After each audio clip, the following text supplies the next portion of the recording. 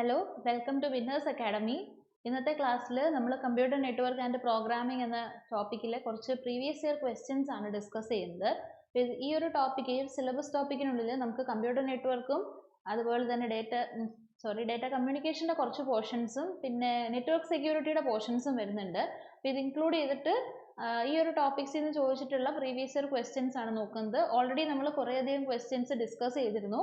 അതിൻ്റെ കൂടെ കുറച്ചുകൂടെ ക്വസ്റ്റ്യൻസ് ആണ് ഇന്നത്തെ ക്ലാസ്സിൽ നമ്മൾ നോക്കുന്നത്.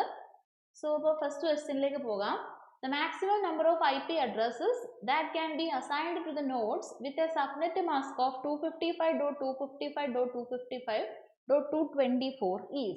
സോ നമുക്കിവിടെ ഒരു സബ്നെറ്റ് മാസ്ക് തന്നിട്ടുണ്ട്. അതിൽ നിന്നും മാക്സിമം എത്ര IP അഡ്രസ്സസ് ആണ് നമുക്ക് അസൈൻ ചെയ്യാൻ പറ്റുന്നത് എന്നാണ് ചോദിച്ചേക്കുന്നത്. സോ സബ്നെറ്റ് മാസ്കിന്റെ ഈ മോഡലിലെ ക്വസ്റ്റ്യൻസ് നമ്മൾ ഓൾറെഡി ഡിസ്കസ് ചെയ്തിട്ടുള്ളതാണ്. സബ്നെറ്റ് മാസ്കിന്റെ ഈ മോഡൽ മാത്രമല്ല, CIDRന്റെയും സബ്നെറ്റ് മാസ്കിൽ തന്നെ സബ്നെറ്റ് ബിറ്റ് കണ്ടുപിടിക്കുന്നത്, നമ്പർ ഓഫ് സബ്നെറ്റ് കണ്ടുപിടിക്കുന്നത്, IP addresses, first address, last address, ഈ മോഡലിലുള്ള ക്വസ്റ്റ്യൻസ് എല്ലാം ഓൾറെഡി നമ്മൾ കുറേയധികം ഡിസ്കസ് ചെയ്തിട്ടുണ്ട്.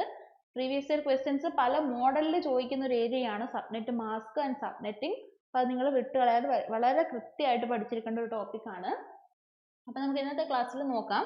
ഈ ക്വസ്റ്റ്യനിൽ ചോദിച്ചേക്കുന്നത്, നമുക്കൊരു സബ്നെറ്റ് മാസ്ക് തന്നിട്ടുണ്ട് 255.255.255.224. ഇതാണ് നമ്മുടെ സബ്നെറ്റ് മാസ്ക്. എന്താ നമ്മുടെ സബ്നെറ്റ് മാസ്കിന്റെ പ്രത്യേകത? സബ്നെറ്റ് മാസ്കിന്റെ പ്രത്യേകത എന്താണെന്ന് ചോദിച്ചു കഴിഞ്ഞാൽ, നെറ്റ്വർക്ക് ബിറ്റ്സിനെ എല്ലാം 1 കൊണ്ട് റെപ്രസെന്റ് ചെയ്യും, ഹോസ്റ്റ് ബിറ്റിനെ എല്ലാം നമ്മൾ 0 കൊണ്ട് റെപ്രസെന്റ് ചെയ്യും. സോ ഇത്രയും നമുക്കറിയാം, ഇത്രയും എന്താണ്, ഫുള്ള് വൺസ് വരുന്നതാണ് 255. സോ ഇതെല്ലാം എന്താണ്, നെറ്റ്വർക്ക് ബിറ്റ്സ് ആണ്, നെറ്റ്വർക്ക് ബിറ്റ്സ് ആണ്. അത് നമ്മൾ നോക്കണ്ട. പിന്നെ 224 ആണ് വരുന്നത്. 224നെ ബൈനറിയിൽ എഴുതി നമുക്ക് എങ്ങനെ കിട്ടും? ഇതല്ലേ 224ന്റെ ബൈനറി.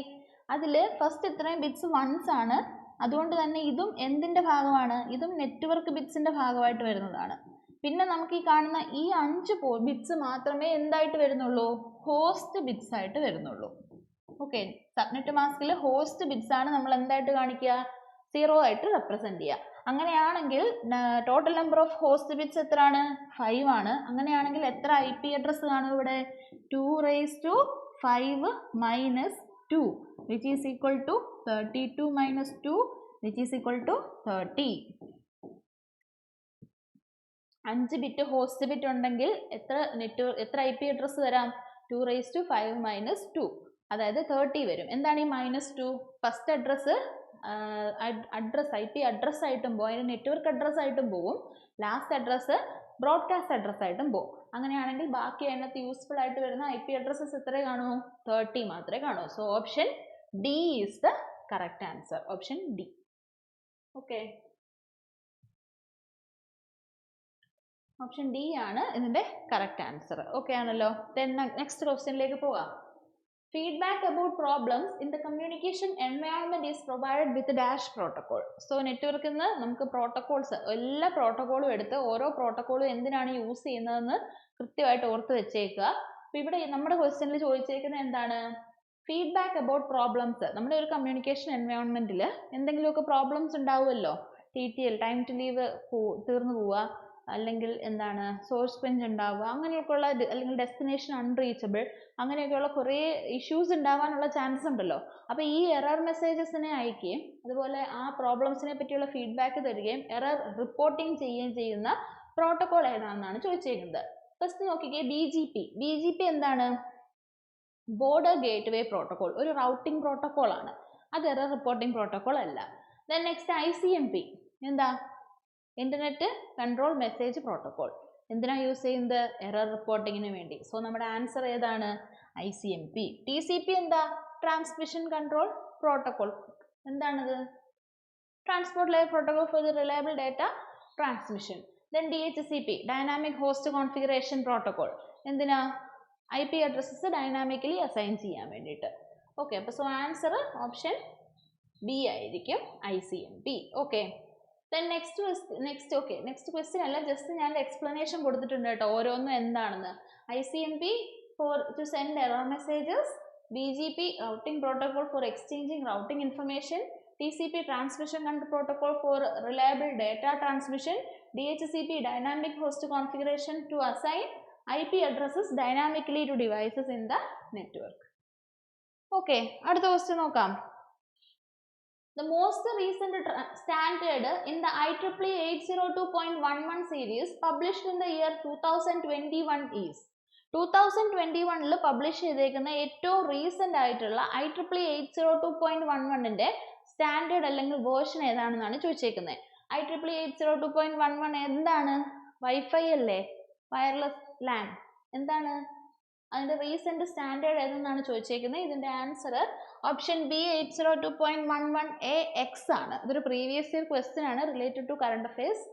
ഇതാണ് ഏറ്റവും ലേറ്റസ്റ്റ് ആയിട്ട് വന്നിട്ടുള്ള 802.11ax. ഓക്കെ, ഇതിനെ നമ്മൾ വൈഫൈ 6 എന്നാണ് കേട്ടോ വിളിക്കുന്നത്. 802.11ax-നെ വൈഫൈ 6 എന്നാണ് വിളിക്കുന്നത്. Most recent standard in 802.11 series. Okay, next question, which of the following statement is are correct about encryption? Okay, എൻക്രിപ്ഷനുമായിട്ട് റിലേറ്റ് ചെയ്ത് 3 സ്റ്റേറ്റ്മെന്റ് വന്നിട്ടുണ്ട്. ഇതിൽ കറക്റ്റ് ഏതാണെന്നാണ് ചോദിച്ചേക്കുന്നത്. SSL secure socket protocol encrypt and decrypt the data exchanged between web browsers and web servers. True ആണോ അത്? അതോ false ആണോ? SSL യൂസ് ചെയ്യുന്നത് വെബ് സെർവറിനും വെബ് ബ്രൗസറിനും ഇടയിലുള്ള ഡേറ്റയെ എൻക്രിപ്റ്റും ഡീക്രിപ്റ്റും ചെയ്യാനാണോ? അതെ, അത് ട്രൂ ആയിട്ടുള്ള സ്റ്റേറ്റ്മെന്റ് ആണ്. This is true. Next, Pretty Good Privacy PGP software encrypt and decrypt the email messages and files. ഇമെയിലിലെ മെസ്സേജസും ഫയൽസും എൻക്രിപ്റ്റും ഡീക്രിപ്റ്റും ചെയ്യാനാണ് PGP യൂസ് ചെയ്യുന്നത്. ഓക്കെ, കറക്റ്റ് ആണ്. ദെൻ നെക്സ്റ്റ്, VPN എന്താണ്? നമുക്കറിയാം, ഒരു ടണലിംഗ് പോലെ ആക്ട് ചെയ്യുന്നതാണ്. നമുക്ക് ഒരു പബ്ലിക് നെറ്റ്വർക്കിൽ കൂടെ നമ്മുടെ ഡേറ്റനെ സേഫ് ആയിട്ട് സെൻഡ് ചെയ്യാനൊക്കെ ഹെൽപ്പ് ചെയ്യുന്നതാണ് VPN. നോക്കിക്കേ, VPN technology encrypts and decrypts data send over a public network. True അല്ലേ? So all of the options are true. So all of the above option ഉണ്ടോ? ഉണ്ട്. C, all of the options 1, 2 and 3 are correct. Option C. Okay. Answer ഇപ്പുറത്തെ സൈഡിൽ mark ചെയ്തിട്ടുണ്ടേ. Okay, ഞാൻ ഓരോന്നും describe ചെയ്ത് എഴുതിയിട്ടുണ്ട്. നിങ്ങൾക്ക് ഒന്നുകൂടെ വായിച്ചു നോക്കുക. പിന്നെ വായിക്കുമ്പോൾ മനസ്സിലായില്ലെങ്കിൽ ജസ്റ്റ് ഒന്നുകൂടെ വായിച്ചു നോക്കിയാൽ മതി. Then, which of the following statement is are true about OSPF routing scenario? Okay, നമ്മൾ OSPF റൗട്ടിംഗ് പ്രോട്ടോകോൾ പഠിച്ചിട്ടുണ്ട്.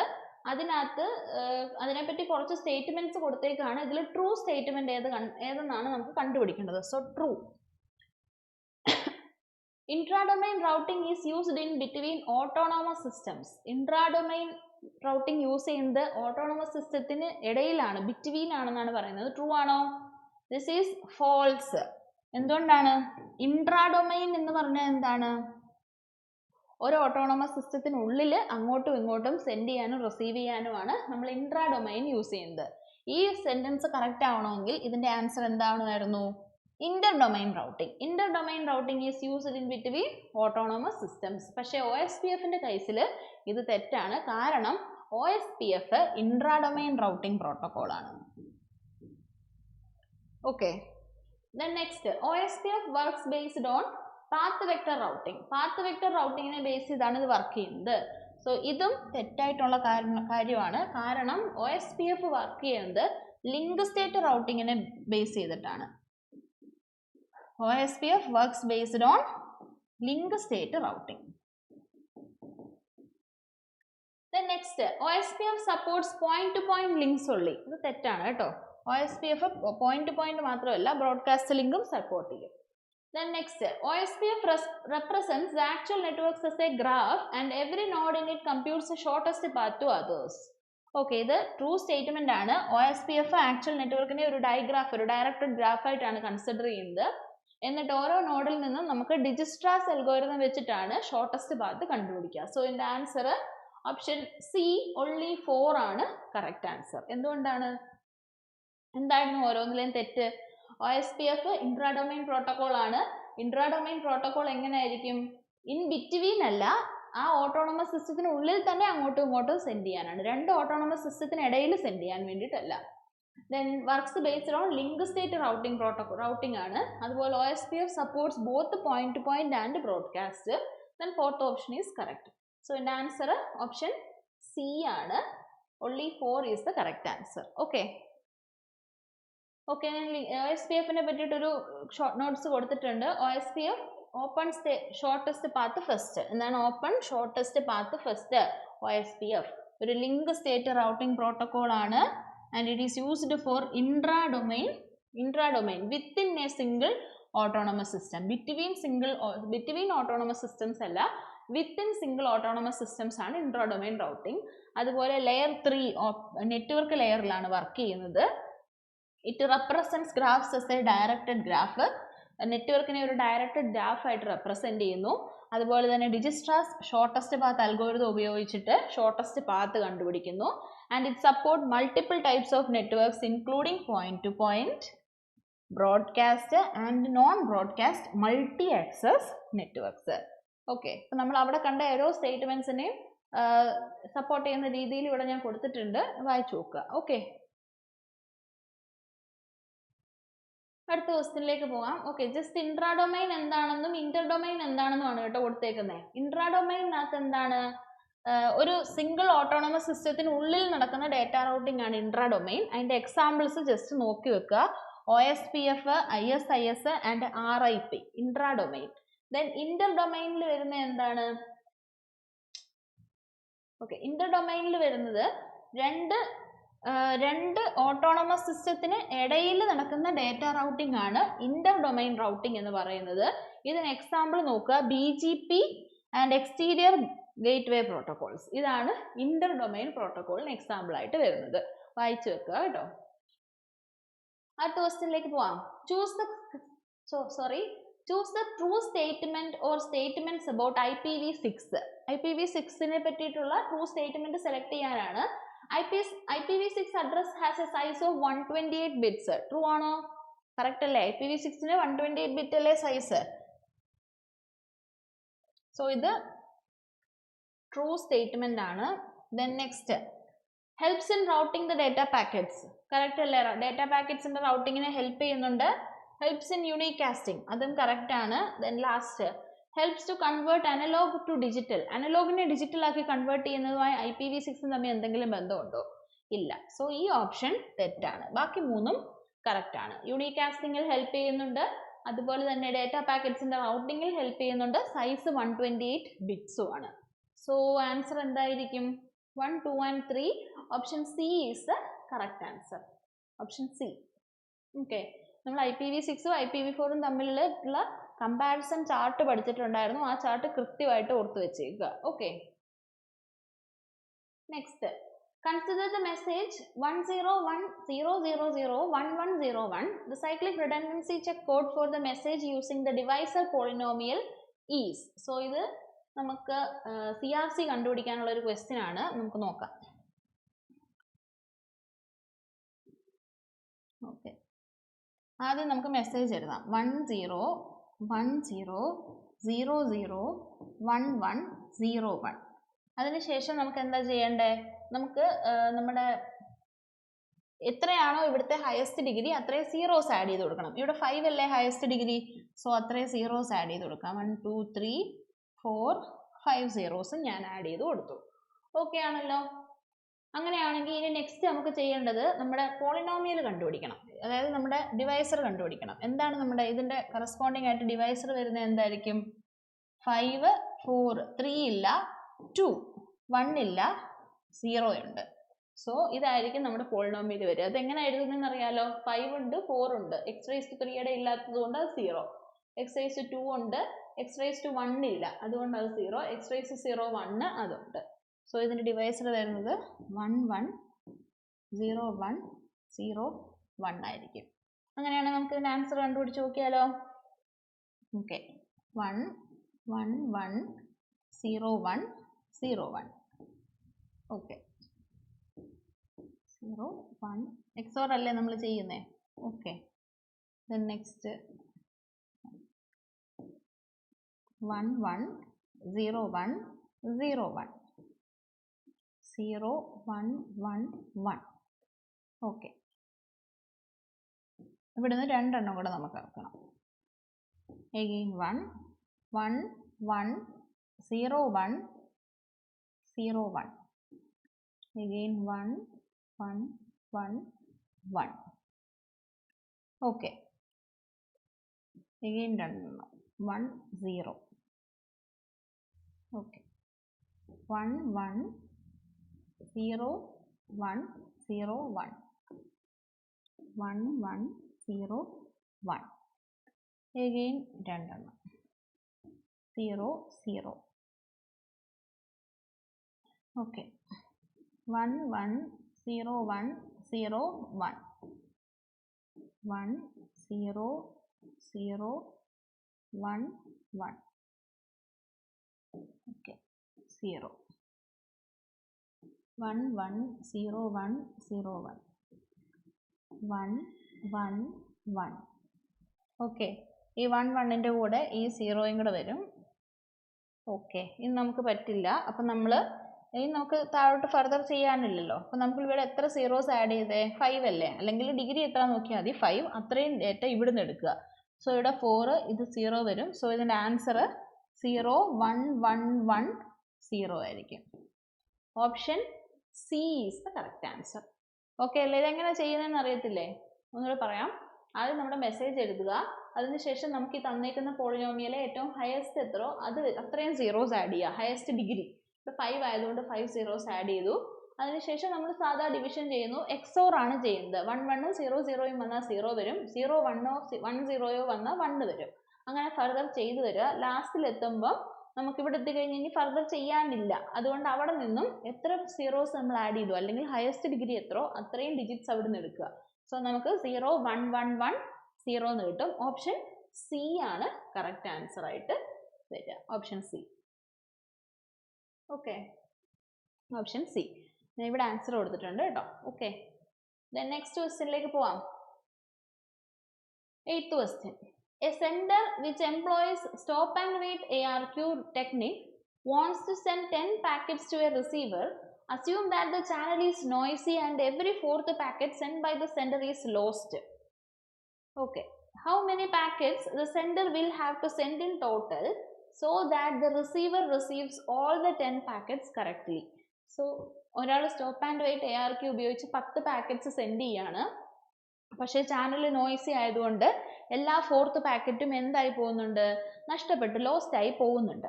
അതുകൊണ്ട് തന്നെ നമ്മൾ എത്ര പാക്കറ്റ്സ് സെൻഡ് ചെയ്താൽ കറക്റ്റ് ആയിട്ട് ഈ 10 പാക്കറ്റ്സ് ഇവിടെ എത്തും? അതാണ് ചോദ്യം. ഓക്കെ, സ്റ്റോപ്പ് ആൻഡ് വെയിറ്റ് ARQന്റെ പ്രത്യേകത എന്താണ്? ഓക്കെ, നമുക്ക് ഓരോന്നും സെൻഡ് ചെയ്യും. അതിനുശേഷം അത് അവിടെ എത്തിയോ എന്ന് വെയിറ്റ് ചെയ്യും. വെയിറ്റ് ചെയ്ത് അത് ഇവിടെ എത്തി എന്നുള്ള അക്നോളജ്മെന്റ് കിട്ടിക്കഴിഞ്ഞാൽ അവർ അടുത്തത് റിപ്പീറ്റ് ചെയ്യും. സോ 1 സെൻഡ് ചെയ്തു, ഞാൻ 2 സെൻഡ് ചെയ്തു, 3 സെൻഡ് ചെയ്തു, 4 സെൻഡ് ചെയ്തു. എവറി 4th പാക്കറ്റ് ലോസ്റ്റ് ആണ്. സോ 4 ലോസ്റ്റ് ആയി. എഗെയിൻ അപ്പോൾ എനിക്ക് അക്നോളജ്മെന്റ് വന്നില്ല. ഞാൻ 4 വീണ്ടും സെൻഡ് ചെയ്തു, 5 സെൻഡ് ചെയ്തു, 6 സെൻഡ് ചെയ്തു, 7 സെൻഡ് ചെയ്തു, 7 വീണ്ടും ലോസ്റ്റ് ആയി. 4th പാക്കറ്റ് അല്ലേ? സോ 7 ഞാൻ വീണ്ടും സെൻഡ് ചെയ്തു. 8 9 10 സെൻഡ് ചെയ്തു. ഈ 10 അടുത്ത 4th പാക്കറ്റ് അല്ലേ? സോ 10ഉം എന്തായി? ലോസ്റ്റ് ആയി. അപ്പോൾ ഞാൻ 10 വീണ്ടും സെൻഡ് ചെയ്തു. അപ്പോൾ എനിക്ക് 10 പാക്കറ്റും അങ്ങ് ചെന്നില്ലേ? അങ്ങനെയാണെങ്കിൽ എത്ര എണ്ണം സെൻഡ് ചെയ്യേണ്ടി വന്നു ഞാൻ? 1 2 3 4 5 6 7 8 9 10 11 12 13. ടോട്ടൽ 13 പാക്കറ്റ്സ് ഞാൻ സെൻഡ് ചെയ്തപ്പോഴാണ് എനിക്ക് ഈ 10 പാക്കറ്റ്സ് അവിടെ എത്തിക്കാൻ വേണ്ടിയിട്ട് പറ്റിയത്. സോ ഇതിൻ്റെ ആൻസർ എത്ര ആയിരിക്കും? Option C 13. Okay, option C 13 ആണ്. സോറി, ഓപ്ഷൻ സി 13 ആണ് ഇതിൻ്റെ ആൻസർ. എങ്ങനെയാണ്? സ്റ്റോപ്പ് ആൻഡ് വെയിറ്റ് ARQ അല്ലേ? സ്റ്റോപ്പ് ആൻഡ് വെയിറ്റ് ARQ ആയതുകൊണ്ട് തന്നെ ഓരോന്നും സെൻഡ് ചെയ്യും, അത് വന്നോന്ന് വെയിറ്റ് ചെയ്യും. അപ്പോൾ 4th വരെ സെൻഡ് ചെയ്യും, 4 വരത്തില്ല, അപ്പോൾ 4 ഒന്നുകൂടെ സെൻഡ് ചെയ്യും. പിന്നെ 4 5 6 7 സെൻഡ് ചെയ്യും, 7 വരത്തില്ല, അപ്പോൾ 7 വീണ്ടും ഒന്നുകൂടെ സെൻഡ് ചെയ്യും. അപ്പോൾ 2 എണ്ണം എക്സ്ട്രാ സെൻഡ് ചെയ്ത് കഴിഞ്ഞേ പിന്നെ 7 8 9 10 സെൻഡ് ചെയ്യും, 10 സെൻഡ് ആവത്തില്ല, അപ്പോൾ 10 ഒന്നുകൂടെ സെൻഡ് ചെയ്യണം. അപ്പോൾ ടോട്ടൽ 10ഉം സെൻഡ് ചെയ്യണം, പിന്നെ 4th 7th 10th എക്സ്ട്രാ ഒന്നുകൂടെ സെൻഡ് ചെയ്യണം. അപ്പോൾ 13. ഓക്കെ,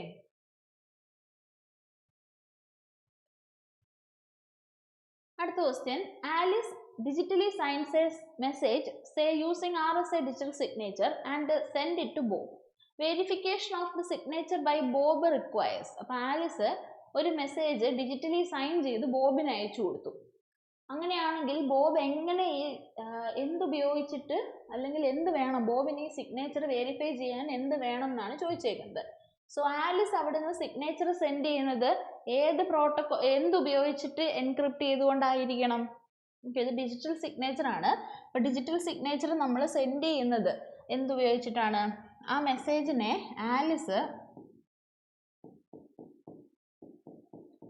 ആലിസിന്റെ പ്രൈവറ്റ് കീ ഉപയോഗിച്ചിട്ട് ആലിസ് എന്ത് ചെയ്യും? എൻക്രിപ്റ്റ് ചെയ്യും. ആലിസിന്റെ പ്രൈവറ്റ് കീ ഉപയോഗിച്ച് ഇതിനെ എൻക്രിപ്റ്റ് ചെയ്യുമ്പോൾ എന്നിട്ടാണ് ഇത് ആർക്ക് അയച്ചു കൊടുക്കുക? എൻക്രിപ്റ്റ് ചെയ്തിട്ടായിരിക്കും ആലിസ് എന്തുണ്ടാക്കുക? സൈൻ ക്രിയേറ്റ് ചെയ്യുക. എന്നിട്ടായിരിക്കും ഈ സൈൻ ചെയ്ത ഡോക്യുമെന്റിനെ നമ്മുടെ റിസീവറിന് അയച്ചു കൊടുക്കുന്നത്. അപ്പൊ റിസീവർ ആരാണ്? ബോബ് അല്ലേ? ബോബ് ഈ സൈൻ എടുത്തിട്ട് എന്ത് ചെയ്യും? ആലിസിന്റെ തന്നെ പബ്ലിക് കീ, ആലിസിന്റെ പബ്ലിക് കീ ആരുടെ കയ്യിലുണ്ട്? ബോബിന്റെ കയ്യിലില്ലേ? അപ്പൊ ആലിസിന്റെ പബ്ലിക് കീ ഉപയോഗിച്ചിട്ട് ബോബിന് എന്ത് ചെയ്യാം? ഇത് ആലിസിന്റെ പ്രൈവറ്റ് കീ ഉപയോഗിച്ച് തന്നെ സൈൻ ചെയ്തതാണോ എന്ന് ഉറപ്പ് വരുത്താം. അങ്ങനെ ആലിസിന്റെ പ്രൈവറ്റ് കീ ആർക്ക് മാത്രമേ അറിയൂ? ആലിസിന് മാത്രമല്ലേ അറിയത്തുള്ളൂ. സോ ആലിസിന്റെ പ്രൈവറ്റ് കീ ഉപയോഗിച്ച് സൈൻ ചെയ്താൽ ഇവിടെ ബോബിന് ആലിസിന്റെ പബ്ലിക് കീ ഉപയോഗിച്ച് തന്നെ വെരിഫൈ ചെയ്യാം. ഓക്കെ, അങ്ങനെയാണ് ഇത് ചെയ്യുന്നത്. സോ ഇതിന്റെ ആൻസർ എന്തായിരിക്കും? ആലിസിന്റെ പബ്ലിക് കീ, ആലിസിന്റെ പബ്ലിക് കീ ഉപയോഗിച്ചിട്ടായിരിക്കും ഇവിടെ അവര് ആ ഡേറ്റയെ വെരിഫൈ ചെയ്ത് നോക്കുന്നത്. Okay. Next question, identify the correct sequence in which the following packets are transmitted on the network by a host when a browser requests a web page from a remote server, assuming that the host has just been restarted. Okay, അതായത് പറഞ്ഞേക്കുന്നത് sequence കണ്ടുപിടിക്കാനാണ്. നമ്മൾ എന്താ ചെയ്തേക്കുന്നത്? Packets are transmitted on a network by a host. Packets send ചെയ്യാണ്. തന്നെ browser request a web page from a remote server. ഒരു browser ഒരു റിമോട്ട് സെർവറിൽ നിന്നും ഡേറ്റനെ അല്ലെങ്കിൽ വെബ് പേജിനെ റിക്വസ്റ്റ് ചെയ്തേക്കാണ്. അങ്ങനെയാണെങ്കിൽ അവിടെ ആ പാക്കറ്റ്സിനെ സെൻഡ് ചെയ്ത് കൊടുക്കുന്നതിന്റെ കറക്റ്റ് സീക്വൻസ് ആണ് DNS query, HTTP GET, TCP SYN. ഇത് മൂന്നുമാണ് വരുന്നത്. ഇതിനകത്തെ കറക്റ്റ് സീക്വൻസ് ആണ് നമുക്ക് കണ്ടുപിടിക്കേണ്ടത്. സോ നമ്മൾ ബ്രൗസറിലേക്ക് ഒരു ഡൊമൈൻ നെയിം കൊടുത്തു കഴിഞ്ഞാൽ ഓട്ടോമാറ്റിക്കലി അവിടെ ആദ്യം നടക്കുന്നത് എന്തായിരിക്കും? DNS query ആണ്. കാരണം നമുക്ക് എന്ത് വേണം? നമുക്ക് ഇതിന്റെ IP അഡ്രസ് അറിയണം. എന്നാൽ മാത്രമേ ആ വെബ് സെർവറിൽ ഇരിക്കുന്ന അല്ലെ ആ IP അഡ്രസ്സിൽ പോയിട്ട് ആ ഡേറ്റനെ എടുക്കാൻ പറ്റൂ. സോ ഫസ്റ്റ് അവിടെ നടക്കുന്നത് എന്തായിരിക്കും? ഉറപ്പായിട്ട് DNS query ആയിരിക്കും നടക്കുക. സോ DNS query നടന്ന് ആ IP അഡ്രസ്സ് കിട്ടിയാൽ മാത്രമേ ആ കറസ്പോണ്ടിങ് IP അഡ്രസ്സിലേക്ക് അവർക്ക് പോയി ആ വെബ് പേജിനെ എടുക്കാൻ പറ്റൂ. ഇനി ആ IP അഡ്രസ്സ് കിട്ടിയാലും ആ IP അഡ്രസ്സുമായിട്ട് എന്ത് കണക്ട് ചെയ്യണം? ഒരു കണക്ഷൻ നമ്മൾ എസ്റ്റാബ്ലിഷ് ചെയ്യണം. ആ കണക്ഷൻ എസ്റ്റാബ്ലിഷ് ചെയ്യുന്നത് എങ്ങനെയാണ്? TCP synchronisation, TCP SYN ഉപയോഗിച്ചിട്ടല്ലേ? അതിനുശേഷമല്ലേ നമുക്ക് HTTP ഉപയോഗിച്ച് ആ ഡേറ്റനെ ഗെറ്റ് ചെയ്തെടുക്കാൻ പറ്റൂ. സോ ഇതിന്റെ കറക്റ്റ് സീക്വൻസ് എന്താണ്? DNS query, TCP SYN, HTTP GET. Option B is the correct answer. Okay, first നമ്മൾ എന്ത് ചെയ്യുക? ഡൊമൈൻ നെയിം ആണ് നമ്മൾ ബ്രൗസറിലേക്ക് കൊടുക്കുക. ആ ഡൊമൈൻ നെയിം IP അഡ്രസ് ആക്കണം, DNS query. ഇനി ആ IP അഡ്രസ് കിട്ടി, ആ IP അഡ്രസ്സുമായിട്ടൊരു കണക്ഷൻ മേക്ക് ചെയ്യണ്ടേ? കണക്ഷൻ മേക്ക് ചെയ്താലല്ലേ നമുക്ക് HTTP ഉപയോഗിച്ച് ഗെറ്റ് ചെയ്യാൻ പറ്റൂ. സോ അത് കഴിഞ്ഞ് TCP, then HTTP GET. Option B is the correct answer. Option B. Next, consider the following two statements. A MAC provides both integrity and data origin authentication. A digital signature provides both integrity and data origin authentication. Which one of the following is correct? MAC-ഉം അതുപോലെ തന്നെ digital സിഗ്നേച്ചറും, ഇതിനെ രണ്ടിനെയും പറ്റിയിട്ടുള്ള രണ്ട് statement ആണ് കൊടുത്തേക്കുന്നത്. MAC-ൽ കൊടുത്തേക്കുന്നത് എന്താണ്? MAC എന്താണ്? Message authentication protocol. So message authentication protocol അല്ല, കോഡ്, മെസ്സേജ് ഒതന്റിക്കേഷൻ കോഡ്. ഈ മെസ്സേജ് ഒതന്റിക്കേഷൻ കോഡും അതുപോലെ തന്നെ ഡിജിറ്റൽ സിഗ്നേച്ചറും ഇത് രണ്ടും യൂസ് ചെയ്യുന്നത് നമ്മുടെ എന്താണ്? ഇന്റഗ്രിറ്റിയും ഒതന്റിക്കേഷനും, അതായത് ഇത് രണ്ടും, അതായത് MAC-ഉം ഡിജിറ്റൽ സിഗ്നേച്ചറും രണ്ടും നമുക്ക് ഇന്റഗ്രിറ്റിയും ഒതന്റിക്കേഷനും പ്രൊവൈഡ് ചെയ്യുന്നു എന്നാണ് പറഞ്ഞേക്കുന്നത്. ഇത് ട്രൂ ആണോ ഫോൾസ് ആണോ എന്നാണ് നമുക്ക് നോക്കേണ്ടത്. സോ MAC എന്താണ്? അതൊരു ക്രിപ്റ്റോഗ്രാഫിക് ടൂൾ ആണ്, അതൊരു മെസ്സേജ് ഒതന്റിക്കേഷൻ കോഡാണ്. ഇത് ഉപയോഗിച്ചിട്ട് നമുക്ക് ഇന്റഗ്രിറ്റിയും ഉറപ്പുവരുത്താം. അതുപോലെ തന്നെ ആരാണ് ഇത് അയച്ചേക്കുന്നത്, നമ്മൾ ഉദ്ദേശിച്ച സെൻഡർ തന്നെയാണോ ഇത് അയച്ചേക്കുന്നത് എന്നുള്ളതും നമുക്ക് ഒതന്റിക്കേറ്റും ചെയ്യാൻ പറ്റും. അതുപോലെ തന്നെ ഡിജിറ്റൽ സിഗ്നേച്ചർ ഉപയോഗിച്ച് നമുക്ക് ഇന്റഗ്രിറ്റിയും ഒതന്റിക്കേഷനും പ്രൊവൈഡ് ചെയ്യാൻ വേണ്ടിയിട്ട് സാധിക്കും. So both S1 and S2 are true. Option D is the correct answer. Okay, കൊടുത്തിട്ടുണ്ട് കേട്ടോ, മാക്കിനെ പറ്റിയിട്ടും ഡിജിറ്റൽ സിഗ്നേച്ചറിനെ പറ്റിയിട്ടും വായിച്ചു നോക്കുക. Next, an organization is granted a block of address. The IP address of one desktop machine is set as 192.168.112.40/28. From the given block, what is the last IP address in that block? Okay. ഈ model questions നമ്മൾ ചെയ്തിട്ടുണ്ട്. എങ്ങനെയാണ് ചെയ്യുന്നത്? ഇത് CIDR അല്ലേ? എങ്ങനെയാണ്? Classless addressing ആണ്. ഈ കൊടുത്തേക്കുന്ന എന്താണ്? നമ്പർ ഓഫ് നെറ്റ്വർക്ക് ബിറ്റ്സ് ആണ്. നെറ്റ്വർക്ക് ഐഡിയിൽ അല്ലെങ്കിൽ നെറ്റ്വർക്കിനായിട്ട് എത്ര ബിറ്റ്സ് ഉണ്ടെന്നുള്ളതാണ് കൊടുത്തേക്കുന്നത്. 28. 8 ഇവിടുന്ന് എടുക്കും, 8 ഇവിടുന്ന് എടുക്കും, 8 ഇവിടുന്ന് എടുക്കും. ഇനി എത്ര എണ്ണം കൂടെ വേണം? 24 ബിറ്റ് അല്ലേ ഉള്ളൂ. ഇനി 4 ബിറ്റ് കൂടെ വേണം. സോ 4 ബിറ്റ് ഇവിടുന്ന് എടുത്തു. അപ്പം നമുക്ക് ഈ 40നെയാണ് ഒന്ന് ബൈനറിയിലേക്ക് കൺവേർട്ട് ചെയ്യാം. സോ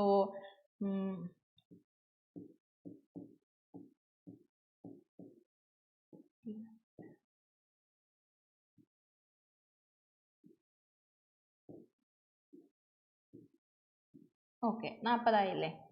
ഇനി 40-ൽ ഫസ്റ്റ് 4 ബിറ്റ് നെറ്റ്വർക്കിന് വേണ്ടി മാറ്റി വെച്ചേക്കുക. അപ്പോൾ ഇത്രയായിരിക്കും ഹോസ്റ്റ് ബിറ്റ്സ് ആയിട്ട് വരിക. ഹോസ്റ്റ് ബിറ്റ്സ് ഇത് ഇത്രയും നെറ്റ്വർക്കിന് വേണ്ടി മാറ്റി വെച്ചേക്കുക. ഇത് നെറ്റ്വർക്ക് ബിറ്റ്സ് ആണ്. അങ്ങനെയാണെങ്കിൽ നമ്മളോട് ചോദിച്ചേക്കുന്നത് എന്താ? ലാസ്റ്റ് IP അഡ്രസ്സ് കണ്ടുപിടിക്കാനാണ് പറഞ്ഞേക്കുന്നത്. ലാസ്റ്റ് IP അഡ്രസ്സ് വരണമെന്നുണ്ടെങ്കിൽ എന്ത് ചെയ്താൽ മതി?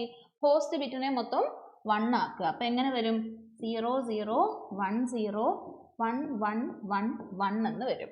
ഇതെന്താണിത്? ഇത് 32 40 46 47 വരും. ഇത് 47. സോ നമ്മുടെ ലാസ്റ്റ് IP അഡ്രസ്സ് എത്ര ആയിരിക്കും? 192.168.112.47. ഇതായിരിക്കും നമ്മുടെ ലാസ്റ്റ് IP അഡ്രസ്സ് ആയിട്ട് വരിക. ഓപ്ഷൻ ഏതാണ്? ഓപ്ഷൻ സി ആണ് കറക്റ്റ് ആൻസർ ആയിട്ട് വരിക. ഇതെങ്ങനെയാണ് ചെയ്യുന്നതെന്ന് ചോദിച്ചു കഴിഞ്ഞാൽ ഇവിടെ കൊടുത്തേക്കുന്നത് നെറ്റ്വർക്ക് ബിറ്റ്സ് ആണ്. അത്രയും ബിറ്റ്സ് നിങ്ങൾ ഇവിടുന്ന് എടുക്കുക. ഇപ്പോൾ 28 അല്ലേ? 8 16 24 ഇത്ര എത്തിയപ്പോൾ 24. ഇത്രയും ഫുൾ എടുത്തപ്പോൾ 24 ബിറ്റേ ആയുള്ളൂ. പിന്നെ 4 ബിറ്റ് നമ്മൾ ഇവിടുന്ന് എടുത്തു. സോ 14നെ ബൈനറി ആക്കി 4 ബിറ്റ് നെറ്റ്വർക്കിന് വേണ്ടി മാറ്റി. ബാക്കി 4 ആയിരിക്കും ഹോസ്റ്റ്. ഇതിൻ്റെ ഫസ്റ്റ് IP അഡ്രസ്സ് കിട്ടാൻ വേണ്ടി ഇത് മൊത്തം 1 ആക്കുക. ഇതിൻ്റെ ലാസ്റ്റ് IP അഡ്രസ്സ് കിട്ടാൻ വേണ്ടിയിട്ട് ഹോസ്റ്റിനെ മൊത്തം 1 ആക്കുക. ഫസ്റ്റ് IP അഡ്രസ്സ് കിട്ടാൻ വേണ്ടിയിട്ട് ഹോസ്റ്റിനെ മൊത്തം 0 ആക്കുക. ഓക്കെ, അപ്പോൾ ഓപ്ഷൻ സി ആണ് നമ്മുടെ കറക്റ്റ് ആൻസർ ആയിട്ട് വരിക. ഓക്കെ, അടുത്ത question. Some statements about TCP/IP reference model are listed below. RARP protocol resides in the transport layer. The session layer of the OSI model is equivalent to the network layer of TCP/IP. UDP is defined in the network layer. Which of the following statement is true? Okay, നോക്കാം. RARP protocol, reverse address resolution protocol. ഇത് എന്ത് transport ലെയറിൽ reside ചെയ്യുന്ന protocol ആണോ? അത് ആണോ? RARP transport ലെയറിലെ protocol ആണോ? അല്ല, RARP ട്രാൻസ്പോർട്ട് ലെയർ പ്രോട്ടോകോൾ അല്ല.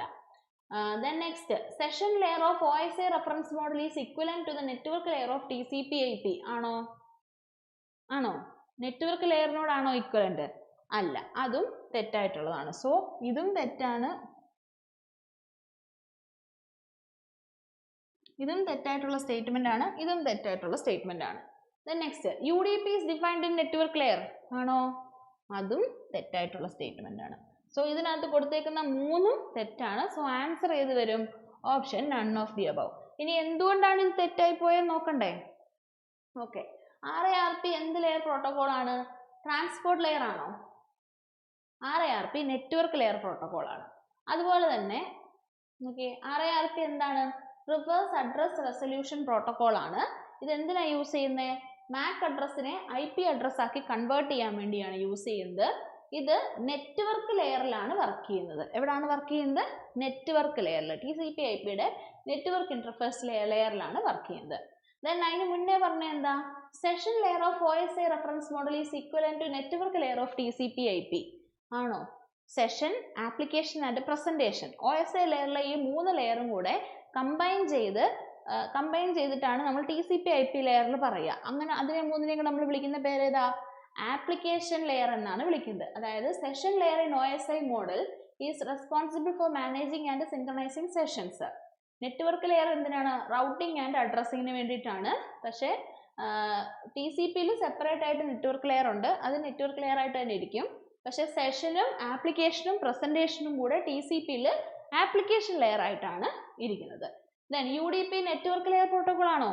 അല്ല, UDP ട്രാൻസ്പോർട്ട് ലെയർ പ്രോട്ടോകോൾ ആണ്. അൺറിലയബിൾ ആയിട്ടുള്ളൊരു ഡേറ്റ ട്രാൻസ്മിഷൻ ഹെൽപ്പ് ചെയ്യുന്നൊരു പ്രോട്ടോകോൾ ആണ് UDP എന്ന് പറയുന്നത്. Okay. Dash is used between a network management console and network devices, routers, bridges, intelligent hubs to collect and exchange network management information. Network management information collect ചെയ്യാൻ വേണ്ടിയിട്ട് നമ്മൾ use ചെയ്യുന്ന ഒരു network ഡിവൈസസിനും network management കൺസോളിനും ഇടയിൽ use ചെയ്യുന്ന protocol. ഇതിന്റെ answer SNMP ആണ്. Simple network management protocol ആണ്. ഈ പ്രോട്ടോകോൾ ഉപയോഗിച്ചിട്ടാണ് നമ്മൾ നെറ്റ്വർക്ക് മാനേജ്മെന്റ് ചെയ്യുന്നത്. Okay. Next, ICMP message generated when the TTL field of datagram becomes 0. അതായത് TTL ഫീൽഡ് നമുക്കറിയാം, ടൈം ടു ലീവ് ഫീൽഡ്. ഈ ഫീൽഡ് 0 ആകുന്ന സമയത്ത് നമ്മൾ ജനറേറ്റ് ചെയ്യുന്ന ICMP മെസ്സേജ് എന്താണെന്ന്. അപ്പോൾ TTL field time to live field 0 ആവുക എന്ന് പറഞ്ഞാൽ അതിൻ്റെ അർത്ഥം എന്താ? അതിനെ നമ്മൾ കണ്ടിന്യൂസ്ലി ലൂപ്പ് ചെയ്തുകൊണ്ടിരിക്കുകയാണ്. അതിന് ടൈം ടു ലീവ് 0 ആയി കഴിഞ്ഞാൽ അതിനെ എന്ത് ചെയ്യും? നമ്മൾ ഓഫ്കോഴ്സ് ഡിസ്കാർഡ് ചെയ്യും. അങ്ങനെയാണെങ്കിൽ നമ്മൾ അപ്പം സെൻഡ് ചെയ്യുന്ന ICMP മെസ്സേജ് എന്തായിരിക്കും? Destination unreachable, network unreachable, source quench, time exceeded. ഏതായിരിക്കും? ഓഫ്കോഴ്സ് ടൈം എക്സീഡഡ് ആയിരിക്കും ഇതിൻ്റെ കറക്റ്റ് ആൻസർ അല്ലേ? Option D, time exceeded. Okay. Then ഇതിൽ ഞാൻ ജസ്റ്റ് ICMP-യിൽ വരുന്ന മെസ്സേജസ് ഞാൻ കൊടുത്തിട്ടുണ്ട്. ICMP-യിൽ റിപ്പോർട്ടിംഗ് മെസ്സേജസ് ആണ്. ഡെസ്റ്റിനേഷൻ അൺറീച്ചബിൾ, നമുക്ക് പോകേണ്ട, നമ്മളിപ്പം റൗട്ടിംഗ് ചെയ്ത് പോയി കഴിഞ്ഞപ്പോൾ നമുക്ക് ഇപ്പോൾ ഇരിക്കുന്ന റൗട്ടറിൽ നിന്ന് നമുക്ക് ഡെസ്റ്റിനേഷനിലേക്ക് എത്താൻ പറ്റില്ല, അത് ഡെസ്റ്റിനേഷൻ അൺറീച്ചബിൾ.